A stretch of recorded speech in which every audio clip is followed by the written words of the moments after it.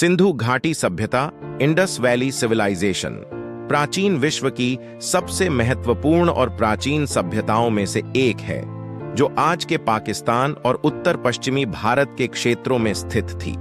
इसे हड़प्पा सभ्यता, हरप्पन सिविलाइजेशन भी कहा जाता है, क्योंकि इस सभ्यता के सबसे पहले अवशेष 1920 के दशक में हड़प्पा नामक स्थल पर मिले थे।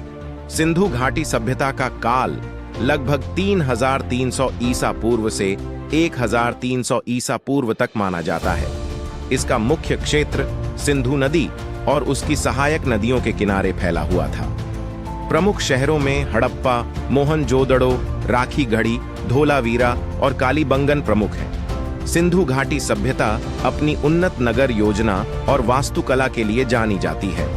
मोहनजोदड़ो और हड़प्पा में पक्की ईंटों से बने घर, सुव्यवस्थित सड़कें, जल निकासी प्रणाली, स्नानागार और ग्रैनरी, अनाज भंडारण की व्यवस्था थी। घरों के अंदर कुएं और बाथरूम जैसी सुविधाएं भी मिलती हैं, जो बताती हैं कि वहां के लोग साफ सफाई पर विशेष ध्यान देते थे। सिंधु घाटी के लोग मुख्य रूप से कृषि पर निर्भर थे।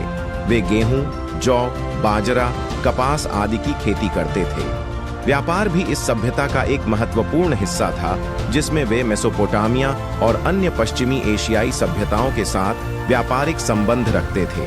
व्यापार के लिए वे जलमार्गों और भूमि मार्गों का उपयोग करते थे। इसके साथ ही वे तांबे, कांसे, पत्थर और मिट्टी के बर्तनों का भी निर्माण करते थे। समाज और संस्कृति सिंधु घाटी सभ्यता का समाज अत्यधिक व्यवस्थित और समानता पर आधारित था।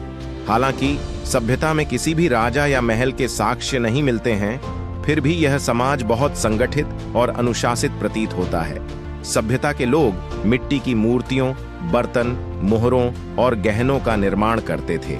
पशुपालन और मछली पकड़ना भी उनकी जीविका के प्रमुख साधन थे।